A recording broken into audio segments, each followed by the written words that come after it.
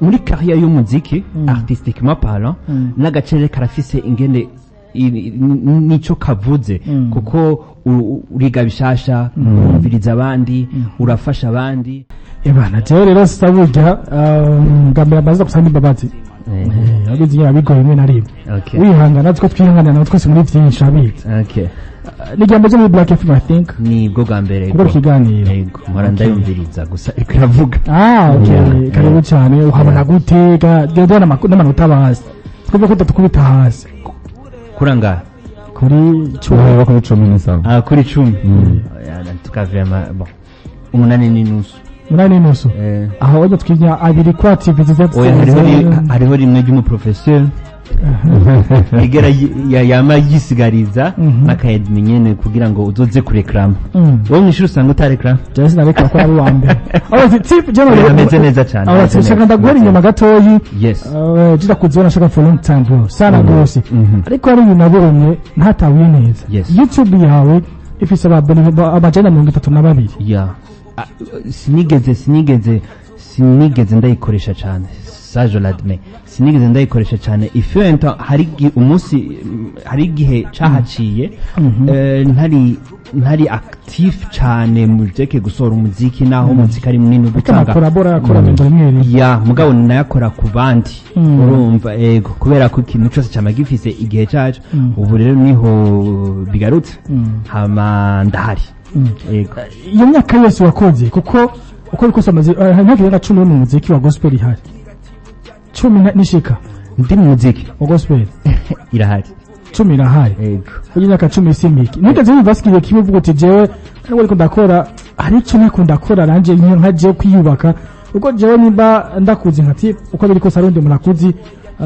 yifuza kubona platform zaziko zaduga yifuza ko yatera imbere ego platform yanje ya YouTube kubera bon izindi zirakora ni nashimye kubanza nashimye ko ndayalimenta fisi ibintu byinshi no ishirako sinashatse ko ntangura ikintu hama ngo ngarukire mu nzira urumva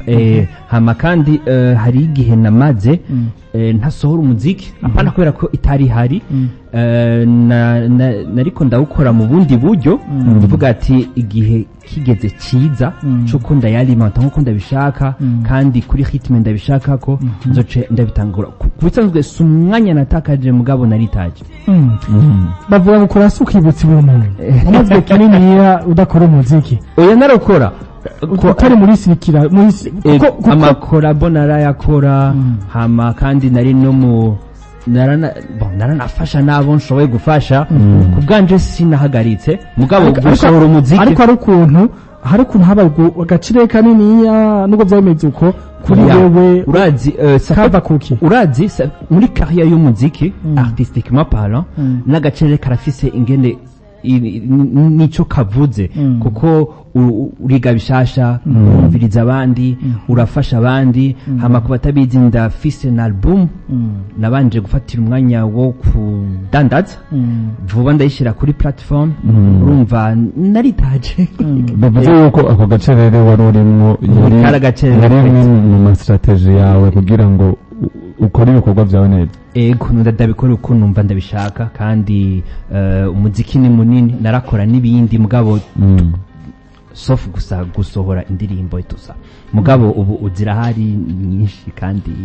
ujuje ego ko bikoze nagusubira inyuma oya nagusubira inyuma tipo ntwari ntwari niyo maze yose kuri iwawe oya nitwa type ntwari René Pacifique umva niyo nyirabwo hari yavuzemo yongerako abiri yes uhagira no wahe agira nuvuga gute akanamenyewe cyane muri oya no upcoming kandi busy cyane niwe yakoze niyo ndirimbo arafise studio yitwa Ziko we yego niwe yakore hari no muri the big 5 ya nzanya yarakoze baba pati baba dan rapper aba bose bagira mu gospel baba upcoming no bakore yego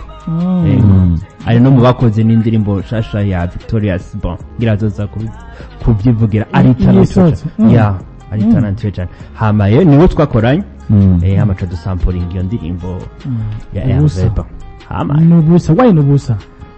kubera ko aho Yesu atari burya Yesu mwijuru ni mwijuru kubera Yesu ariyo Yesu yohindura residence akava mwijuru kaja kuba mu muriro muri uwo mwanya ni umuriro baje gucika mwijuru wow voilà